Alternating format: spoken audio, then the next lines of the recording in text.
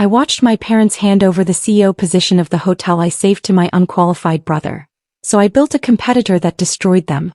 They thought I was too detail-oriented to lead, but those details made me millions while their golden boy ran the family business into the ground. Here's the question that will keep you thinking. When your own family refuses to see your worth, do you keep fighting for their approval, or do you walk away and build something so successful they can't ignore you anymore? My name is Elena Martinez, I'm 52 years old, and this is the story of how being underestimated by my own family became the best thing that ever happened to me. If you're enjoying this already, please hit that like button, subscribe to hear more incredible stories like this one, and drop a comment below telling me what you would have done in my situation. Trust me, you'll want to stick around for how this all plays out. What do you mean Marcus will be CEO? I'm the one who saved this hotel. My voice echoed through the newly renovated lobby, bouncing off the modern mountain-inspired decor I'd spent months perfecting. Mom's dismissive wave felt like a slap in the face. Elena, honey, your brother has more natural leadership ability. You're too detail-oriented, she said as if explaining something to a child. That's when Marcus strolled in, hands in his pockets, wearing that smug smile I'd seen since we were kids. Hey sis, don't take it personally. Someone needs to handle the day-to-day stuff while I focus on the bigger picture. Here's what really gets me. 8 months ago my dad called me in tears saying they were weeks away from bankruptcy. I didn't hesitate. I sold my condo in Chicago, cashed in my savings and came home to help. The hotel was stuck in a time warp. Dated decor, no social media presence and reviews that made me cringe. I worked day and night modernizing everything from the reservation system to the lobby furniture. God knows how many nights I spent hunched over spreadsheets, negotiating with suppliers and training staff. I even used my industry connections to get us featured in travel magazines. And it worked. The transformation was incredible. The Alpine Vista Lodge went from a 2-star nightmare to the talk of the town. Our bookings doubled and for the first time in years we were actually turning a profit. Every detail, from the locally sourced artwork to the upgraded amenities, was carefully chosen to create an unforgettable guest experience. But standing here now watching Marcus smirk while our parents hand him everything I've built, I realize none of that matters to them. The worst part? They're announcing his promotion at tonight's staff meeting. The same meeting where I was supposed to present our record-breaking quarterly results. I can feel the eyes of our employees on me, especially Jessica, our head housekeeper who's been here for 20 years. They all know who really turned this place around. But like me, they're forced to stand here and watch this farce play out, pretending this is somehow normal or fair. Let me take you back a bit to understand how we got here. The Alpine Vista Lodge has been in our family since my grandparents built it in 1971. I basically grew up in these halls, learning every aspect of the business from the ground up. While other kids played house, I was helping mom with check-ins and watching dad handle maintenance issues. The hotel was my second home and I loved every minute of it. But Marcus, he was different. 3 years younger than me, he never showed any interest in the family business. While I was studying hospitality management in college, he was bouncing between majors. First architecture, then business, finally dropping out altogether to find himself. Mom and dad never seemed bothered by this. He's just creative, they'd say. He needs time to figure things out. Meanwhile, I was building my career in Chicago, working my way up from front desk manager to regional director for a major hotel chain. Every success I had was met with lukewarm congratulations from my family. That's nice, dear, but when are you coming home? When are you getting married? It was never enough. When Dad called about the hotel's financial troubles, I knew exactly what needed to be done. The place was hemorrhaging money. Outdated systems, inefficient processes, no real marketing strategy. The reviews online were brutal, stuck in the past, needs major updating, not worth the price. It broke my heart to see my family's legacy crumbling. I took a leave of absence from my job in Chicago, which eventually became a resignation, and dove into the rescue mission. The first month was just damage control, fixing broken equipment, updating the booking system, training staff on basic customer service. I dipped into my savings to replace the ancient carpeting and give the lobby a facelift. Every penny I spent was carefully calculated to maximize return on investment. What really gets me is that Marcus wasn't even here during all this. He was off in Denver, supposedly networking, but really just partying with his friends. He'd show up occasionally for family dinners, make a few vague suggestions about modernizing our approach, and disappear again. Yet somehow in my parents' eyes, his occasional input was just as valuable as my daily grind. I kept telling myself it would be worth it, that once they saw the results, the improved ratings, the increased bookings, the positive reviews, they'd finally recognize my value. I guess I should have known better. The past 3 weeks have been a nightmare. Marcus struts around like he owns the place, making changes left and right without any understanding of how a hotel actually works. Just yesterday he decided to cut our continental breakfast service to save money, apparently oblivious to the fact that our breakfast ratings are one of our biggest selling points. When I tried to show him the guest satisfaction data, he just laughed and said, "Numbers aren't everything, sis." But what really pushed me over the edge happened this morning. I walked in to find him firing Andrea, our head of housekeeping who's been with us for 15 years. His reason? She wasn't flexible enough about his new scheduling system. A system that would have left us dangerously understaffed during peak checkout times. I managed to intervene and save her job, but the look of humiliation on her face will haunt me for a long time.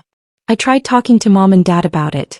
I brought spreadsheets showing our progress, guest reviews praising our recent improvements, even financial projections for the next quarter. Dad just stared at his coffee while Mom patted my hand and said, "Dear, you need to give your brother time to find his footing. He has such wonderful ideas." That's when I saw it. The for sale sign on the old Cascade Lodge while driving home. It was our main competitor for years before falling into disrepair last season. I pulled into the parking lot, my mind racing. The property had so much potential. Better views than our hotel, closer to the ski slopes and a much larger spa space. Sure, it needed work, but I knew exactly what to do with it. I sat in my car for almost an hour, looking at that sign and thinking about every time my parents had overlooked me in favor of Marcus. Every achievement dismissed, every suggestion second-guessed, every contribution minimized. Something inside me snapped. Or maybe it finally clicked into place. I called my realtor right there in the parking lot. The owners were eager to sell, and thanks to my savings and stellar credit rating, I could make it happen. By the time I drove home, I had already scheduled a viewing for the next morning. For the first time in months, I felt energized. Excited even. I wouldn't have to watch Marcus destroy everything I'd built. Instead, I would build something new, something that was completely mine. Let them see what they gave up when they chose him over me. The next few months were a whirlwind of activity. I poured everything into transforming the Cascade Lodge into something extraordinary. While Marcus was busy throwing parties at Alpine Vista Lodge, I was working with contractors, redesigning spaces, and building a team of top-tier hospitality professionals. I named it The Peak. Maybe a bit on the nose, but I wanted everyone to know exactly what I was aiming for. Word got around town quickly. Some people called me spiteful for competing with my own family. Others, especially those who'd worked with me at Alpine Vista, quietly cheered me on. My parents tried guilt-tripping me at first. "How could you do this to your brother? To us?" Mom would ask during our increasingly rare family dinners. I just smiled and changed the subject. Meanwhile, Marcus's mismanagement was taking its toll on Alpine Vista Lodge. Their reviews started dropping. Complaints about inconsistent service, maintenance issues, even cleanliness problems. 3 longtime staff members quit within the first month of his leadership. I heard through the grapevine that they'd had to slash their rates just to maintain occupancy. The Peak's grand opening was exactly 6 months after that fateful day in the lobby. I'll never forget my family's faces when they walked in. Mom's tight smile barely hiding her shock, Dad's wide eyes taking in the packed house, and Marcus's barely concealed anger. The local paper was there, taking photos and interviewing guests about Aspen's newest luxury destination. "You're trying to destroy us," Marcus hissed when he cornered me by the bar. "This is a direct attack on our family." I just smiled and replied, "No, Marcus. This is me succeeding despite our family." The contrast between the two hotels couldn't have been more stark.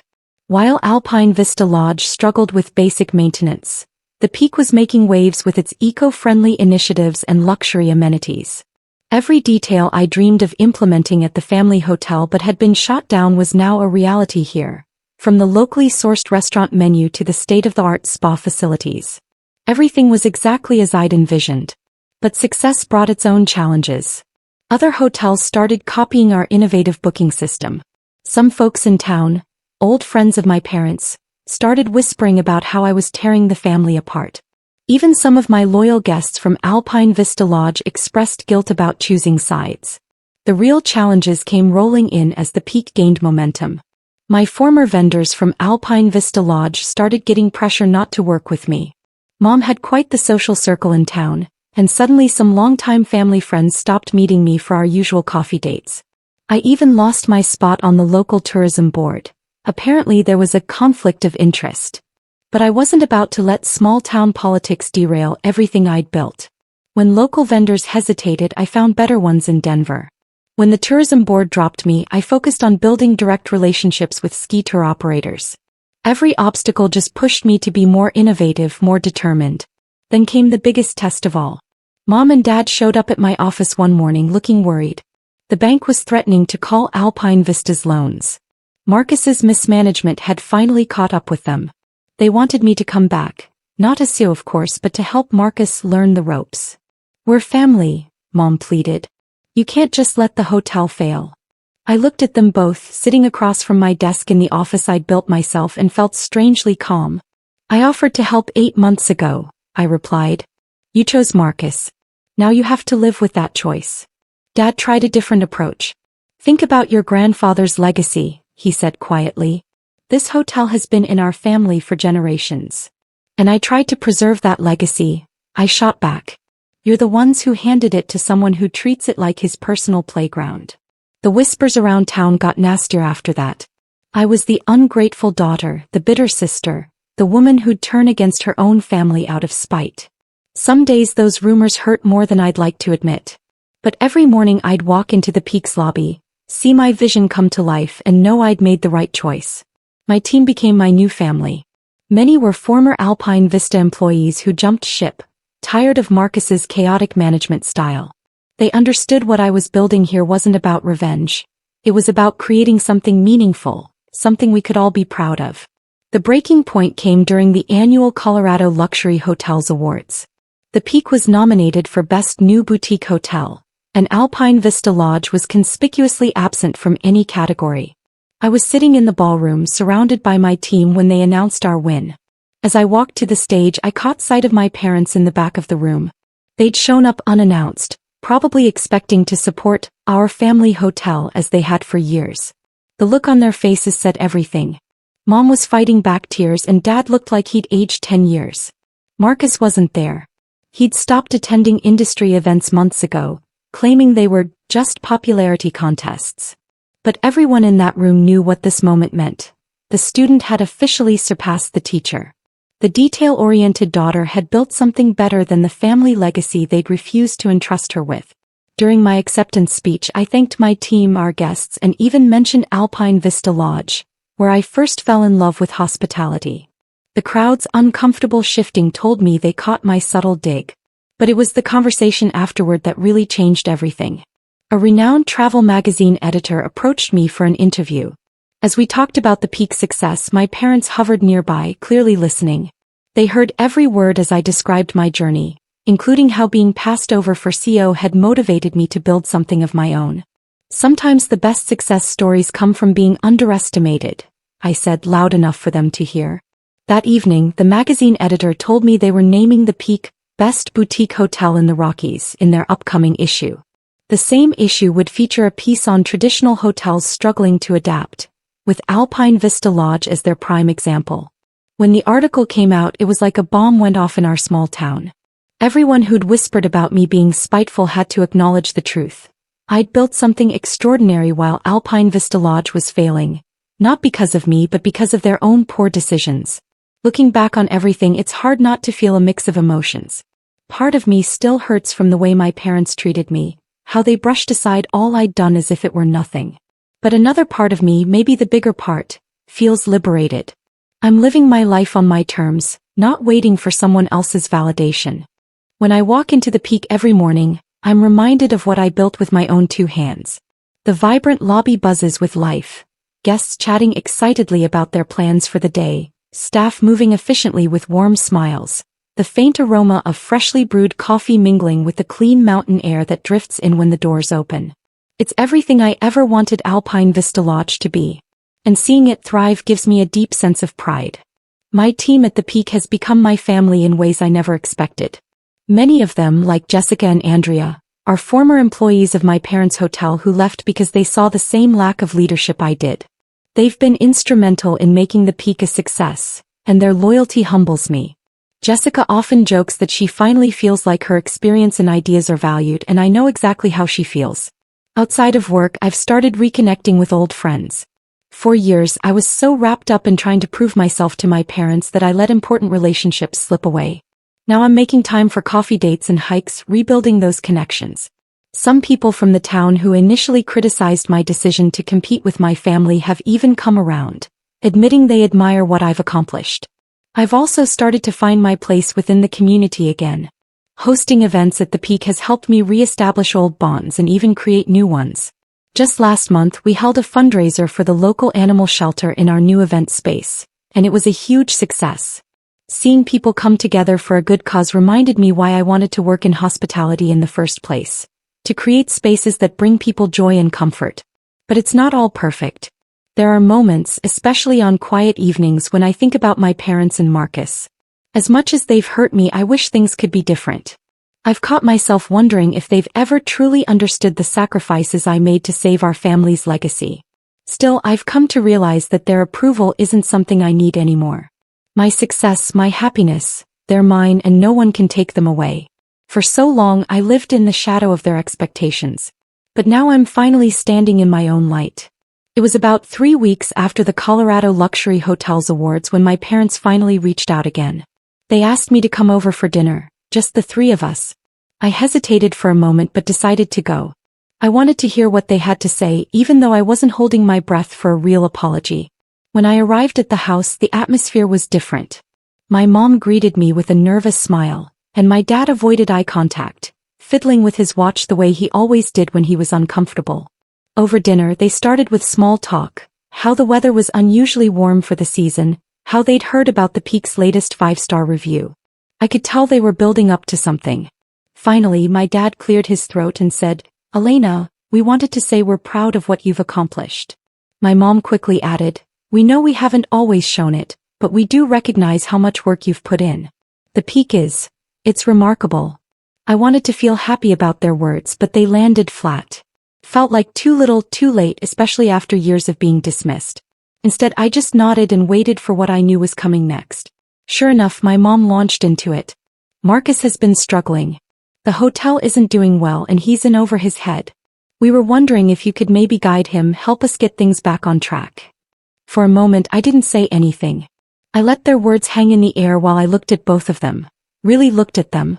My mom with her carefully manicured nails gripping her wine glass a little too tightly, and my dad who seemed to be studying the tablecloth as if it held the answers to all their problems. "I offered to help a year ago," I finally said, my voice calm but firm. "I gave up my life in Chicago to save Alpine Vista Lodge. You chose to put Marcus in charge, knowing he wasn't ready, knowing I had the experience to make it succeed. You didn't want my leadership then, and now that things have fallen apart, you're asking me to step in. I'm sorry, but I can't do that." My mom opened her mouth to argue, but I held up a hand to stop her. "I'll give you advice if you want it. I can recommend strategies, suppliers, even training programs for the staff. But I'm not coming back to fix what Marcus has broken. That's not my responsibility anymore." They didn't know what to say. My dad finally muttered something about understanding my position, but the disappointment on his face was clear. My mom looked like she wanted to argue more, but for once she didn't push it. Driving home that night, I felt lighter than I had in years. Setting those boundaries wasn't easy, but it was necessary. I wasn't bending over backward to make my parents happy or cleaning up Marcus's messes. I was choosing myself, my happiness, and my future. Over the next few weeks, I noticed a shift in how I carried myself. Saying no to my parents gave me the confidence to enforce boundaries in other areas of my life too. I stopped over-explaining my decisions to people, whether it was about work or personal choices. I became more comfortable letting go of relationships that no longer served me, instead focusing on the ones that brought me joy and support. At the Peak, we hit new milestones. Our occupancy rates were the highest in the region, and we started receiving inquiries from other boutique hotel owners asking for consulting advice. My parents' hotel, meanwhile, continued to decline, though I did hear they finally hired a professional hospitality consultant to try to turn things around. Marcus and I barely spoke, and I was okay with that. He didn't apologize or acknowledge what had happened, but I no longer needed him to. His bitterness was his burden to carry, not mine. The peak had become a reflection of everything I'd worked for. My resilience, my vision, my independence. And as it flourished, so did I. Standing in the lobby of the peak one morning, I watched as the sunlight poured through the floor-to-ceiling windows, casting a warm glow over the modern decor I'd designed. A family walked past, laughing as they planned their day, while one of my staff expertly handed a couple their itinerary for a scenic snowshoe hike. It hit me in that moment how far I had come, not just professionally but personally. 4 years, I'd measured my worth by my parents' approval, by their ability to see and acknowledge my contributions.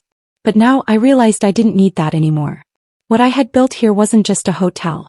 It was a testament to my resilience, my creativity, and my ability to thrive despite the challenges thrown my way. The journey had been hard. Letting go of the hope that my family would change was painful. But it also freed me. I no longer felt tied to the weight of their expectations or their dismissal. Instead, I felt proud of what I had created, proud of the team I'd cultivated, and proud of the life I was living. I wasn't just surviving. I was thriving. The Regional Hospitality Awards ceremony was the kind of event I used to dream about attending. The room was buzzing with excitement, filled with industry leaders, journalists, and hotel owners from across the state. As the announcer began to list the nominees for Boutique Hotel of the Year, I caught a glimpse of my mom and dad seated toward the back of the room. Their faces were unreadable, but I could sense the weight of what this moment meant to all of us. When the peak was announced as the winner, the room erupted into applause. My team cheered as I walked to the stage, my heart pounding. As I accepted the award, I glanced at my parents. My dad gave me a small nod, and my mom's eyes glistened with unshed tears. It wasn't quite an apology, but it was acknowledgement. Something I'd long since stopped expecting but still appreciated in its own way. After the ceremony, I joined my team in celebrating. My parents didn't approach me and I didn't go to them. This was my moment, and I wanted to share it with the people who had helped me achieve it. I felt truly free. Free from the need for their approval, free from the shadows of their choices. Success wasn't about proving them wrong anymore. It was about proving to myself that I was capable, deserving, and enough. And as I raised a glass with my team that night, I knew I'd finally found peace. So what do you think? Should I have gone back to help my family, or did I make the right choice by walking away? Drop your thoughts in the comments below. I read every single one. And if you enjoyed this story of family drama, business revenge, and ultimate success, don't forget to smash that like button and subscribe for more incredible real-life stories. Hit that notification bell so you never miss an upload. Thanks for watching, and I'll see you in the next one.